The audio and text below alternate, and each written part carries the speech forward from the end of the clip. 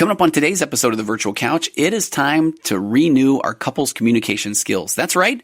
As we are sheltering in place, as we're quarantined, you're probably having a lot more time with your significant other. And don't get me wrong, you love him or her, but let's work on those communication skills. Today, I'm going to talk about EFT, emotionally focused therapy, this amazing therapeutic technique that will improve the way you communicate with your partner. So we're going to talk about that. We're going to talk about the demon dialogues, what gets you stuck in your relationship. Plus, if you like this episode and you have some raw spots in your relationship, please send me examples of your communication patterns of where you get stuck and give me the specifics. Email that to contact@tonyoverbay.com. I will change the names of the people that send them to me, but I would love to take some of these and use them as examples in an upcoming podcast. It's time right now to make the most of your relationship. So that and plenty more coming up on The Virtual Couch. Hey everybody, I just wanted to take a second, and yes, this is an ad, but I want this to be a little bit different right now. Honestly, whether or not you click through my link or follow the referral code I'm about to give you is a bit irrelevant. I think for right now, with a lot of the things that we're kind of dealing with as a country, as a world, the pandemic around COVID-19, the coronavirus, that there are a lot of people that are struggling with some of their mental health challenges. And I know that because of the texts that I get as a therapist, that people are worried about getting into to see their therapist, especially if they've worked on a lot of things in the past.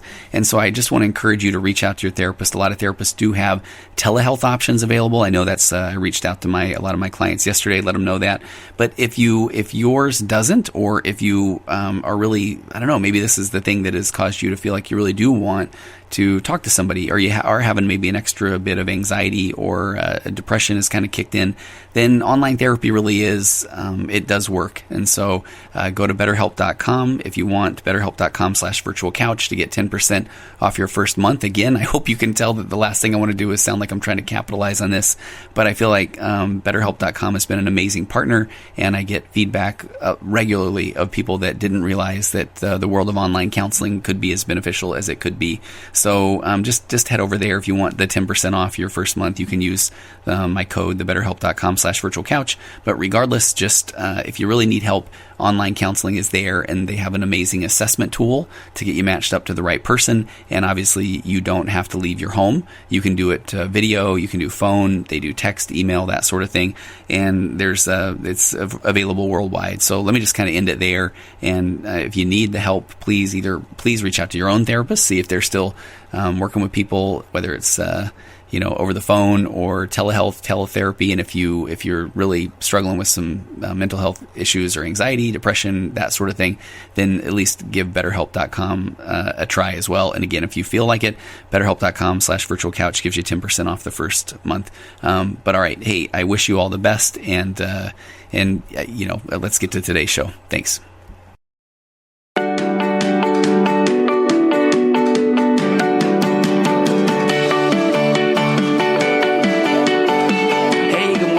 Welcome everybody to episode 195 of The Virtual Couch. A little bit of a different opening today because I just finished walking around my building. Why?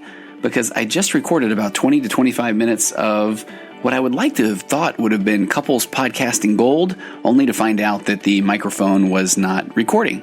So just walked off a little bit of frustration, nice mindfulness moment, and I'm back. So welcome to episode 195 of The Virtual Couch. I'm your host, Tony Overbay. I am a licensed marriage and family therapist, certified mindful habit coach, writer, speaker, husband, father of four, and co-author of the book, He's a Porn Addict, Now What? An expert and a former addict to answer your questions. And I'm also very excited to announce the release of my absolutely free parenting course, Tips for Parenting Positively, Even in the Not So Positive of Times.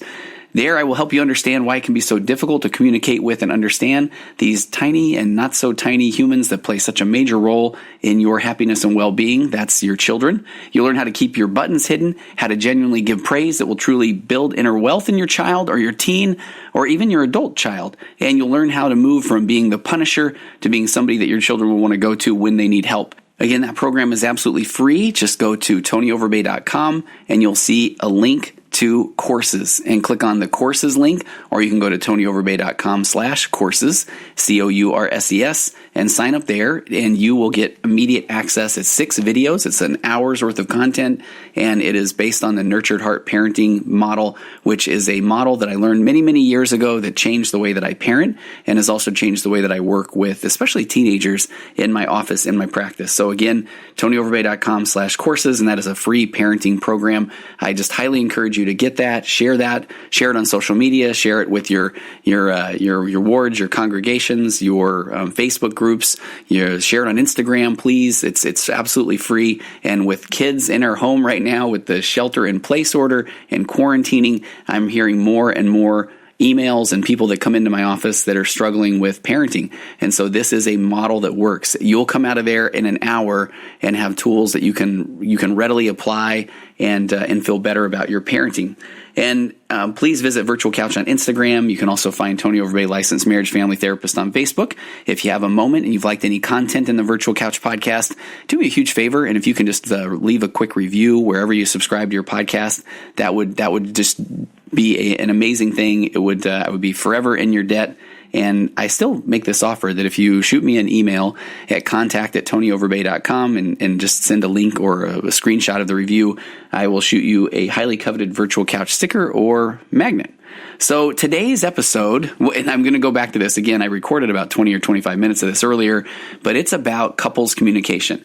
And I realized the other day as I was taking on a new client that I was wanting to give them some information on couples therapy and on couples communication, especially this model that I absolutely love and adore, emotionally focused therapy, or EFT. And I started looking back in the podcast archives and realized I haven't done anything on couples communication or EFT in quite a while. It's been several months. And if I go back and look at data, which sometimes I like to do, the podcast numbers overwhelmingly favor when I talk about couples communication or parenting or working with narcissism for some reason. Those are kind of the top downloads, or when you actually see these analytics that show how long people tune in or stay tuned into a podcast episode. So today's episode it is for couples, but if you're not in a relationship, I still feel like the EFT model is something that will do you some good. I think it's a great way to communicate in general. And I think it's time to really address this, change the way we communicate. It's time, as Stephen Covey says, to seek first to understand before being understood. That is one of the most basic principles that I want to convey when it comes to communicating, especially with your partner, your spouse, actually with anybody. And when we go in and we say, hey, here's what I want you to know, we've got a couple of things now that are going on. I did a podcast episode a few weeks ago on psychological reactance. If you haven't heard that, please go find that episode. It doesn't sound very exciting, reactance, but it is one of the most common, or one of the key words that I feel like I have learned in the last 5 years of therapy, and that is just, it's ever present. Psychological reactance is the instantaneous negative response to being told what to do. So if we look at when you go even to your partner and say, hey, I just want you to know something. I want you to know that what you just said hurts me. All right, let's kind of start there. Immediately, and bless your heart for wanting to kind of speak your truths, but when you go to someone and say, I want you to know that what you have done hurts me, there's a lot of things going on. First of all, you got this psychological reactance going, I want you to know.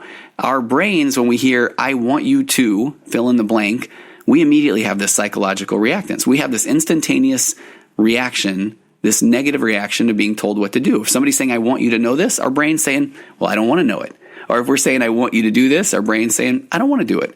And if you look at the research around reactance in general, it is this innate kind of thing that is within us that is there so that we can preserve our freedom, preserve our right to choose. It preserves it protects us from being dominated by an alpha male or a society that wants to do us harm. So we have this psychological reactance built in the first place. The second thing that's going on is when somebody says, hey, I don't like what you did. Our brains are designed, this part of our brain called the amygdala, which controls all of our emotions. Our amygdala, when it feels like it is being attacked, our amygdala, it shoots out cortisol, this stress hormone. And when cortisol is secreted in our brain, our prefrontal cortex, or the place where we have rational thought, it starts to shut down. You can watch it with a nice functional brain scan, where when the amygdala is charged, when you are starting to go into this fight, flight, or freeze mode, the logical part of your brain shuts down. It thinks that's what it's supposed to do. So look at this already. The game is rigged when we go to somebody and say, you need to do this, or I want you to do this, or I can't believe you did this. Is that immediately we've got reactance, we've got the amygdala, we got the prefrontal cortex shutting down. So how do we overcome that? I really feel like the key is this emotionally focused therapy, or EFT. And so a quick review. It's been a little while, so a quick review. What is emotionally focused therapy, EFT? And this is from the International Center for Excellence in Emotionally Focused Therapy website, or ICEEFT.com. EFT is a structured approach to couples therapy. It was formulated in the 1980s, and it's developed alongside the science on adult attachment and bonding to expand our understanding about what is happening in a couple's relationship. And it's there to help guide therapists, and it helps us help people communicate more effectively. And I want you to know your EFT muscles do not come from the factory. We're naturally programmed to not only seek attachment, but also to protect ourselves. So that is a very mixed combination. So I don't want you to feel like if this isn't something that you do naturally, that there's anything wrong with you. So in the last 15 years, Dr. Sue Johnson and her colleagues, Dr. Sue Johnson's the founder of Emotionally Focused Therapy, but they have further developed and refined this model, and they've completed numerous studies on emotionally focused therapy. EFT is used with families, it's used with individuals, and again, according to the ICEEFT website, a substantial body of research outlining the effectiveness of EFT now exists, and research studies find that 70 to 75% of couples move from distress to recovery, and approximately 90% show significant improvements. And I will stand behind that every day of the week. I see 15 to 20 couples a week, and I will tell you that when the EFT model is in place, even if the relationship is strained, it is a much more effective way to communicate, and that you can go from like the research shows, from distress to recovery, but 90% show significant improvements. So Dr. Sue Johnson says that unhappy couples always tell her that they fight over, and I call it the big three. We've got money, parenting, or sex. She said they tell me they can't communicate, and the solution is that their partner has to change. And let me testify to that. As a marriage therapist, I feel almost always, and I'm not a big all or nothing person, but then when people come into my office, what they essentially want to do is lay out their cases, and as if they have just come before a judge, and they want me to judge who is right, as if the other person will hear my verdict and then say, okay, I will give in to all of my wants, desires, and needs to be heard. And it's not that simple. She goes on to say that, again, it's the solution is that people feel like their partner has to change. She gives the example, if Mary would just not get so emotional and listen to my arguments about our finances and the kids, we would get somewhere. That's what Brian tells Dr. Sue Johnson. And then Mary would say in that scenario, well, if Brian would talk more and not just walk away, we wouldn't fight. I think we're just growing apart, says Mary. So after doing couples therapy for over 25 years and couples research studies, Dr. Sue Johnson says that in this scenario, both Mary and Tim are just seeing the tip of the iceberg. That submerged below is this massive real issue. Both partners feel emotionally disconnected. And that is what I see walk into my office again on almost a daily basis. She says that they're watching their backs, that they're feeling criticized, they're feeling shut out, they're feeling alone. And underneath all of the loud arguments and silences, here's what partners are asking each other, the key questions in the drama of love. And I believe this. I see this every day. They're asking each other, are you there for me? Do I and my feelings matter to you? Will you respond to me when I need you? In essence, they're saying, do you love me? Do you have my back? And I know there's I'm not even going to call it controversy, because I love this phrase. Are you my person? Are you there for me? Can I count on you? Can I go out and fight the dragons that are in front of me in my day-to-day life and know that I can do that and come back to a safe and secure attachment, a safe place where I can process things? She says, Dr. Sue Johnson says, the answer to these questions that are so hard to ask and so hard to hear in the heat of a fight, make the difference between emotional safety and emotional peril and starvation. Dr. Johnson says, we know all the hundreds of studies on love that have emerged during the past decade that emotional responsiveness is what makes or breaks love relationships. Happy, stable couples can quarrel and fight, but they also know how to tune into each other and to restore emotional connection after a clash. So, and I love the next phrase. She says that our loved one is supposed to be our shelter in life. So when this person is unavailable and unresponsive, then we are assailed by what she calls a tsunami of emotions. And this is true. When we turn to our partner and we are saying, "Are you there for me?" then and our partner is not there for us. Our partner is either shut down or withdrawn, or our partner responds with anger and not empathy. Then we have all of these emotions: sadness, anger, hurt, and above all, fear. And this fear, again, is wired in. Being able to rely on a loved one to know that he or she will answer our call, this is an innate survival code. Dr. Johnson says that research is clear. When we sense that a primary love relationship is threatened, we go into a primal panic. That is such a key statement. When we feel that our primary love relationship is threatened, we go into a primal panic. And then we are going to respond however it is that we feel that we can get our needs met or that we can be heard. Sometimes that is withdrawal, thinking that our partner will pursue. Sometimes we respond big with anger because that's the only time we can get our partner to respond. Sometimes we just sit there and we don't say a word because we think, man, once the storm of this argument's over, then maybe we can connect. And she says that the new science of love and loving has been evolving for over a decade. And she goes on to say that as we are now into this 21st century, we finally now know what love is about and how it works. She says, here's what we've learned: that the need we have as children to be able to call to a special one and know that this person will respond with reassurance and comfort never goes away. And I like to frame it as this: we are born these little pink squishy babies that are relying upon our moms and for safety, for survival, for food, for sustenance. And we just need to understand that doesn't go away. That's wired into us. We have this desire for attachment. She said this longing for this is wired into our brains from the cradle to the grave. And our brains are wired to see emotional isolation as dangerous. And so when we feel like we are about to be emotionally isolated, it sends this panic signal when we can't get a loved one to respond. And if we can't reconnect, we either shut down or we get demanding. So think about that. When we can't connect to our partner, and our partner is supposed to be this shelter, our shelter in life, then we respond by either shutting down or we get demanding. And both of these strategies can backfire, and they actually push that person away. And when we have that special closeness to a loved one, and she even says, Dr. Johnson says, whether it's while making love or just holding each other, we are flooded with a cuddle hormone called oxytocin. And oxytocin is only found in animals that are monogamous when they mate. Oxytocin gives us this sense of calm joy while also tamping down our stress hormones.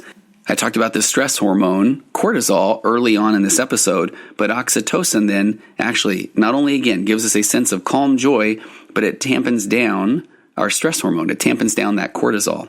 So then conflicts about kids or sex or money don't make or break a relationship. What really matters is this emotional connection. Are you there for me? Can I count on you? Do you have my back? Do you love me? Underneath this discord, Dr. Johnson says the real issue is that partners are questioning the security of their bond. Again, are you there for me? Can I count on you? Will you put me first? So when couples understand the fundamental issue, they can help each other reconnect. Then problems about the kids or sex or money are they're just differences. They're not relationship bombs. Let that one sink in. They're just differences. One of the things that I love is when EFT is flowing through a couple's veins, then when you have a negative or an argument about parenting, with EFT, it's like, hey, tell me more. Tell me about the way that you were parented growing up. I want to know everything. Think about that. So I want to know how you were raised. I want to know how your parents handled things. I want to know how you anticipated reacting as a parent. And I want, I'm your spouse. I want to hear this. And I want you to feel like you have been able to just speak and have your mind heard. And I have not told you, well, that's ridiculous, or why would you think that? Or that's silly. Because what's the point of those kind of comments? When you're asking someone, hey, what do you think? And someone starts to share their opinion and you say, I can't believe you said that. Or that's ridiculous. What are you trying to do? You're not encouraging this communication that is going to be open. And our goal is, if I'm going to ask my partner a question, I want to hear from them. And guess what? They want to be heard. We want to be heard. We want to be cared for. We want to know that we matter. So Dr. Johnson says there's only 3 ways to deal with our sense of impending loss and isolation. She said, if we are in a happy, basically secure union, we accept the need for emotional connection and we speak these needs directly in a way that helps our partner respond lovingly. Let me throw out a couple of just the things that I like to say. When I'm working with a couple and I'm trying to teach EFT or emotionally focused therapy, I say there's a couple of things that we need to start with. Number one, we need to start with no one woke up this morning and thought, how can I hurt my partner? And let me explain why that is so key. If you're going to your partner and you find yourself wanting to say, well, they should know by now. They should know by now what I expect of them. So if your partner is not doing something that you feel that they should know, or that you feel that you expect from them, if they're not doing it, then we need to take that out of the equation of they're just doing this to hurt me. Let me just give an easy example. Let's say, for example, it is trash day, and your job as husband is to put the trash out. Your wife wakes up and notices that you did not put the trash out before you left for work. A lot of times she'll immediately she would get angry and say, I can't believe he didn't take the trash out. But as simple as this sounds, in the EFT model, the assumption is he didn't say, you know what, forget her. I know what I can do today. I'll not take the trash out. Look at how quickly that whole concept, that conversation changes when you make the assumption that he didn't do that to hurt you. So when that conversation is had later on, hey, tell me about your morning. Guy says, I don't know, I had a whole lot on my mind. I woke up today and I had this alert from the bank, and it said that we were in the negative, and I knew that I had to hurry up and get to work, and I had to put some checks in, and I had to move some money around, and I just got so stressed because I worry about our finances. Here's that seek first, understand. Then the wife maybe is going to understand, wow, he had a whole lot on his mind. If he comes home and she said, hey, you forgot to take the trash out. What's the deal? Immediately now he's going to be in fight or flight. He's going to be like, do you think that I meant to do that? Or, and then we've got this argument where instead, if she's saying, hey, I took the trash out today, or hey, I noticed that we didn't get the trash didn't get taken out. Maybe we can go find a dumpster. I don't know what the answer to that would be. Or, hey, we just need to be really aware this week that we're not going to have as much room in the garbage can. Then that is going to be a much more, now the guy might say, oh my gosh, I totally forgot. I had so much on my mind. And it's hey, no worries. We're in this together. It's trash. We're going to be okay. Where I feel like a lot of times people would say, I can't believe he didn't take the trash out. I need to let him know how bad that is. Well, he knows. That wasn't his goal that morning to get up and again, I'll tell you what I can do. I will forget to take out the trash. So it's coming from a much more empathetic place. And it's coming from a place of where, hey, we're in this together. We are designed to become this dyadic union so we can go and take on the day and have all of our ups and downs and know that we have a safe, secure place to come back home and process things. So let me get into what Sue Johnson calls the demon dialogues. So she says that in a wobbly relationship, we're not quite sure how to voice our needs. So typically we either angrily demand and try to push our partner into responding. Think about that. Or we shut down and we move away to protect ourselves. So no matter the exact words we use, what we're really saying is, notice me. There is nothing more clear at times in marriage therapy than people that's what they're saying. Notice me, be with me. I need you, care about me, put me first. Or Sue Johnson says that what people are doing is saying, hey, I won't let you hurt me. I need to chill out. I need to try to stay in control. That's a lot of times what that emotional response is really saying. So she said if these strategies become front and center in the relationship, then we're liable to get stuck in what Sue Johnson calls the demon dialogues. And these dialogues can take over a relationship. She said they can create more and more resentment, caution, and distance until we reach a point where we feel the only solution is to give up and to bail out. So there are three main demon dialogues that trap couples in a no solution, emotional starvation, and insecurity. Number one, she calls it find the bad guy. This is the pattern of mutual blame.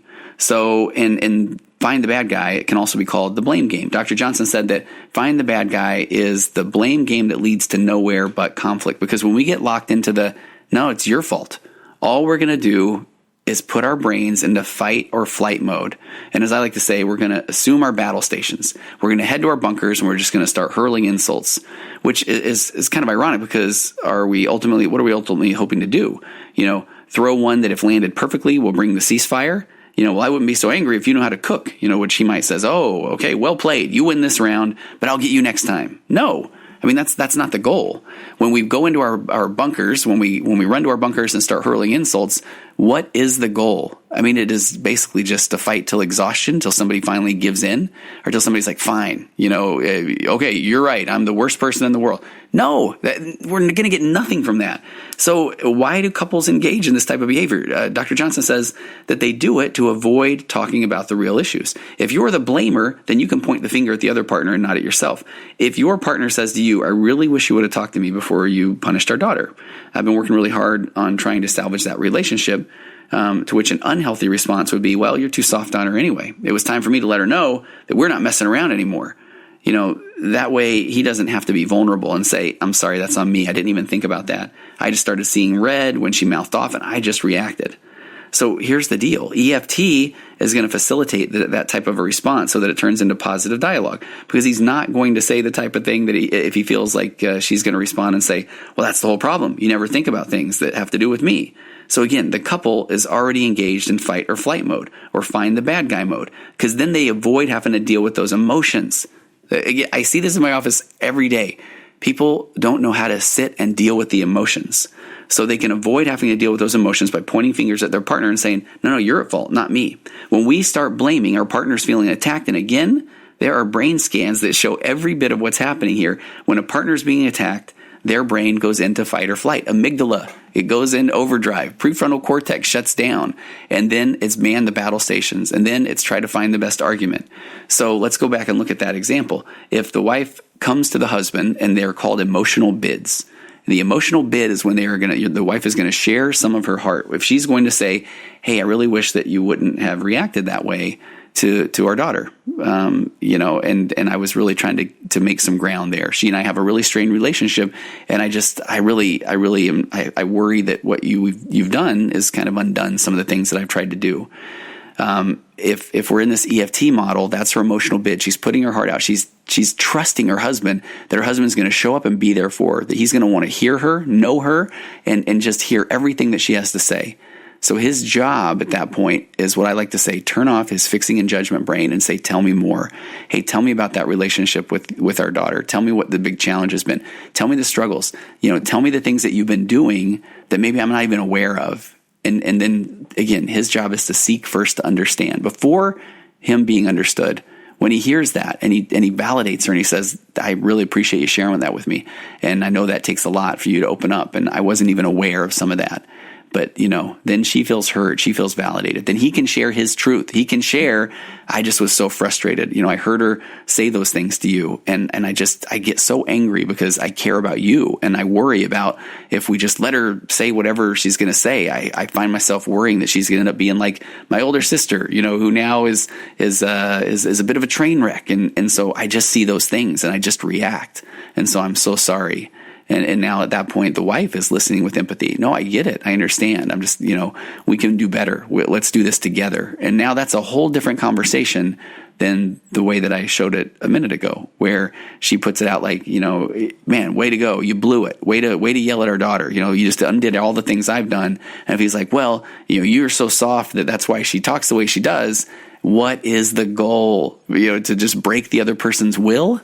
That's not going to get us anywhere.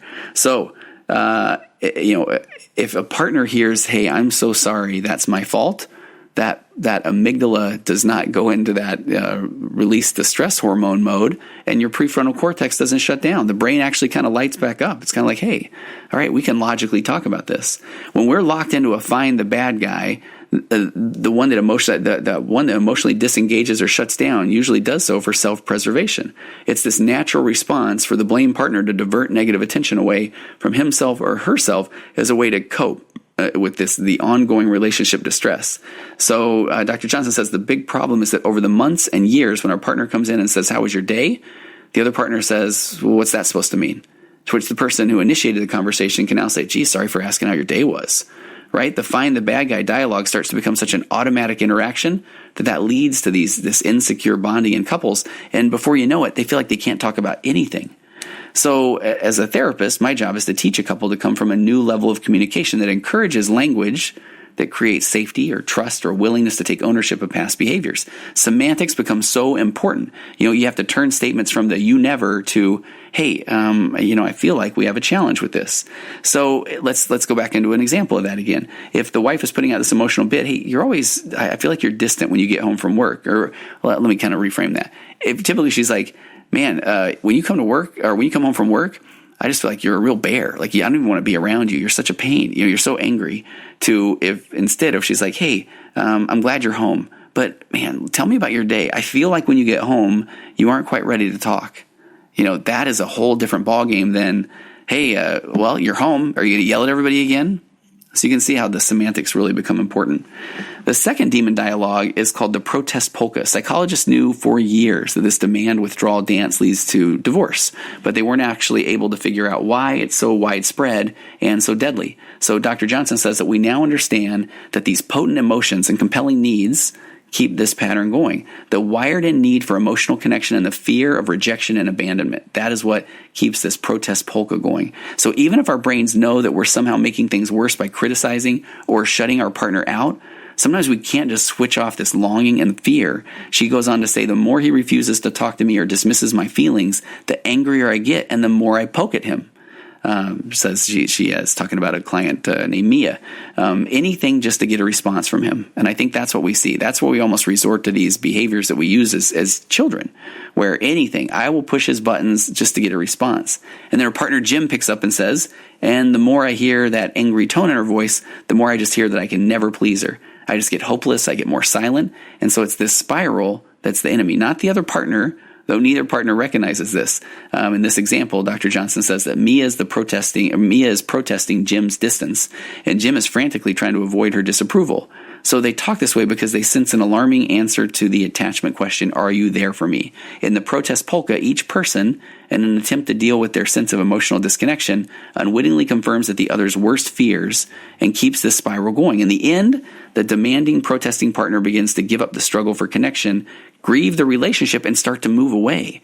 And this leads to what she calls the last dance of all, the freeze and flee. In this dance, both partners feel helpless. Nobody is reaching for anyone here. Nobody is willing to take any risks. And I understand. Everybody's run for cover. In other relationships, this might be fine for a while, but when the people we love, when we're with the people we love, this no response dance becomes excruciating. And in fact, the partners here aren't really dancing at all. They're kind of sitting it out. So we're not wired to tolerate this kind of isolation. That's when we go back into this primal panic. If nothing changes, then the relationship is in a free fall. Sue Johnson says when folks are caught in these demon dialogues, when they come in and they ask, is there any hope for us? She tells them, sure there is. When we understand what the drama of love is all about and what our needs and fears are, then we can help each other step out of these negative dialogues and more into positive, loving conversations that will bring us into each other's arms and safely home. So I want you to just kind of think about, how do you communicate with your partner? Do you immediately go into one of these demon dialogues, the freeze and flee, the find the bad guy, the protest polka? Or if your partner says, I am so frustrated right now, do you kind of say, hey, tell me more? This is a safe place. Do you come at your partner with empathy? So I want to try to make this as simple as I can. Remember this concept of an emotional bid. Your partner didn't wake up in the morning and say, how can I hurt my spouse? No, if they come home and they say, hey, I'm really kind of fearful about our relationship. I feel like we're not connected. Instead of saying, well, we would be more connected if you weren't such a jerk. Where's that one going to go, right? But if your partner says to you, hey, can we talk? I'm worried about our relationship. That's their emotional bid. They're being vulnerable and they're putting out part of their heart. I need you to see that as an opportunity to connect with your partner. Even if your partner comes and says, I can't believe you just did that. Whatever that is, I can't believe you just yelled at our son. Instead of you going, well, if you would have backed me up, then I wouldn't have done it. If you can get out of your bunker, if you can then be the one that your partner is, you recognize, man, if she's saying, I can't believe you just yelled at our son, I need to be able to sit with this emotion. And I need to be able to say, hey, you're right. I'm not quite sure what happened there. I appreciate you bringing that to my attention.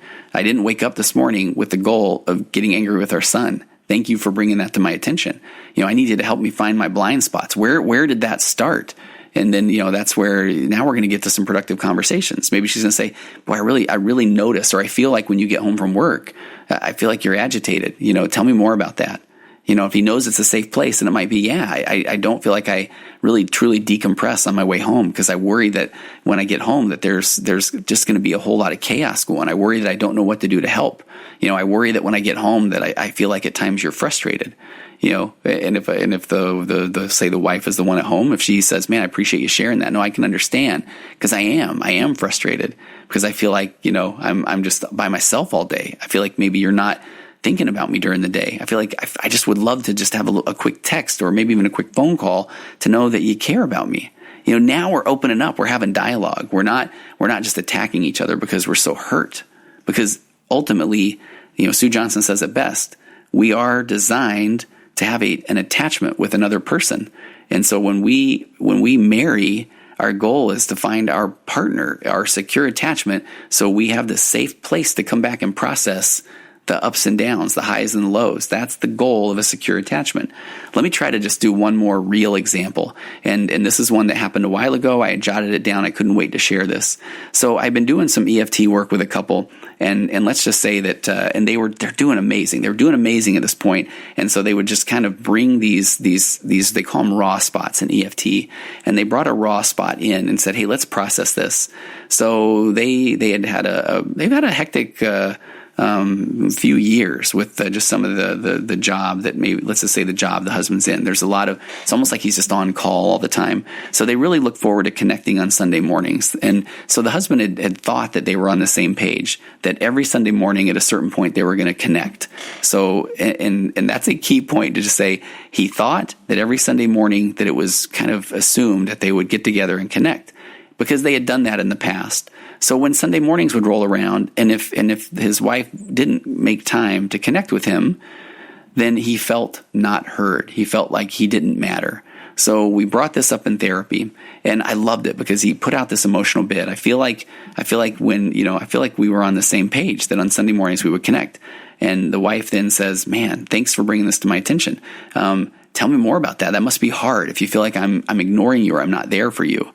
And when he felt heard or validated, then she was able to share, hey, I remember that as well. But I feel like there were enough times where the Sunday morning connection didn't necessarily happen because, you had other things going on.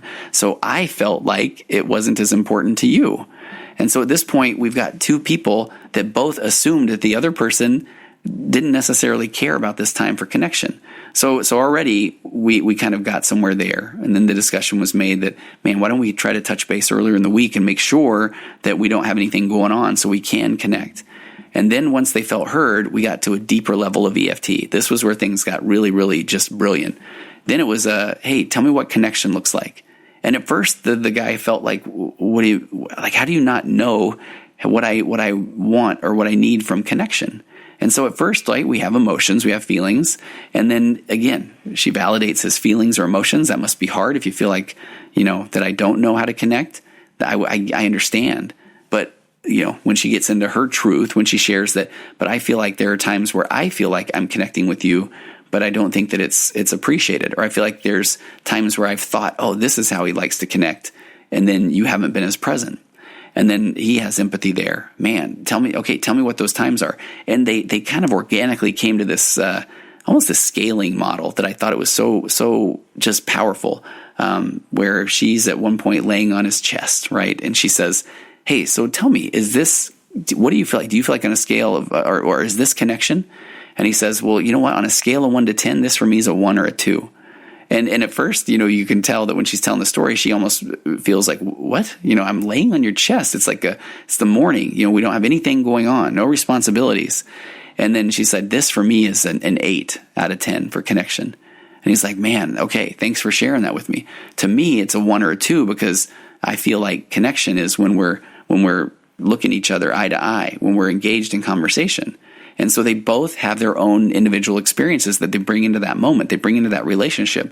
So just to be able to have these conversations, you can see where this went from, we're not even talking about this connection that we no longer have, that each of us thought that the other person didn't care about, to now we're talking about, hey, what does connection look like for you and why? let's go kind of back into your history. Why does that feel like connection? What are other examples of connection? Is just sitting in the same room together watching TV, does that feel like a connection? Because for one of them, growing up, they didn't see that modeled very often, so they feel like, hey, if we're just in the same room together hanging out, man, that's beautiful. I never saw my parents do that. The other person maybe grew up in a home where, we had plenty of that, but nobody ever talked. So to me, that's not connection. That's our goal. That's where we're getting to with EFT. All right. I didn't want this to go as long. I'm going to wrap things up now. But if you've listened this long, please do me a favor. And if you have raw spots, if you have examples of conversations that you feel like you would love for me to address or frame in an emotionally focused or EFT model, please shoot me an email at contact@tonyoverbay.com. I would love to do maybe even a quick bonus episode, especially over the next few weeks as we're spending more time with our partners to be able to really show what this EFT model looks like. So I would love examples to contact@tonyoverbay.com.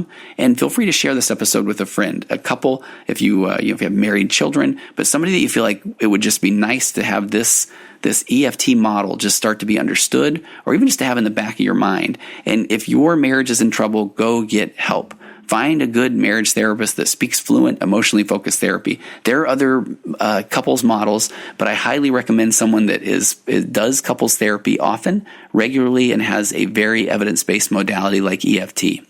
All right. I will see you next time on the virtual couch. I haven't sent us away properly in a while, but Aurora Florence, who sings the song "It's Wonderful" that I end most of my podcasts with, she had a Kickstarter a while ago, and I'd mentioned it at one point. The show is called The Anxious Taxidermist, and please, I will start putting some links up. I need to have her back on the show, but it is about to be released, and I got to see anyway. The Anxious Taxidermist is coming soon. It's as fun as it sounds. It's an amazing, a brilliant project, and I can't wait till you'll hear more about that in the not too distant future. But this is Aurora Florence singing the song "It's Wonderful." Have a great day. Compressed emotions flying past our heads and out the other end. The pressures of the daily grind, it's wonderful.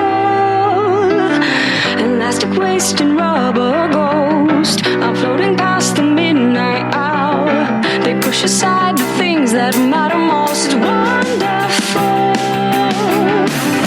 I have to wonder which ghost is mine.